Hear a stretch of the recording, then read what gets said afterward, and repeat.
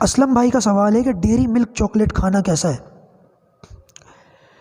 Dairy ملک chocolate یا ایسی بہت ساری پروسیس سے گزری ہوئی چیزیں ہیں، ان کے بارے میں یہ یاد رکھیں، آج کل مارکیٹ میں جو سامان ہمیں ملتا ہے پیکنگ کے اندر، چپس ہو، چاکلیٹ ہو، ڈرنکنگ واٹر یا کولڈ ڈرنک وغیرہ کچھ بھی ہو، اس کے بارے میں ہمیشہ وہ آج ای کوڈنگ کا مسئلہ آ گیا ہے، کوڈ لکھے ہوئے ہوتے ہیں، مخصوص کوڈ ہر چیز کے پیچھے.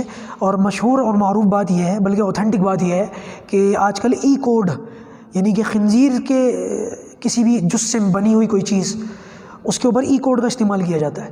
تو دیکھ لیں بھائی، اگر ای کوڈ اس میں آئس کریم میں بھی آتا ہے، چاکلیٹس میں بھی آتا ہے، کسی اس میں ہوتا ہے، ان اشیاء سے بچنے کی کوشش کریں. اول تو دیکھ لیں، اگر کوئی چیز اس طریقے کی ہوتی ہے تو اس سے بہتر ہے کہ دور ہی رہیں. لیکن اگر دیکھنا چاہیں، سمجھنا چاہیں تو وہ ای کوڈ وغیرہ اگر ہوتا ہے تو پھر تو بالکل اس سے بچیں، اور اگر وہ نہیں ہوتا ہے تو پھر استعمال کرنے کی گنجائش ہے. لیکن پھر بھی تقویٰ اور پرہیزگاری کا تقاضا یہ ہے کہ بندہ ایسی چیزوں سے مکمل اجتناب کرے. واللہ اعلم.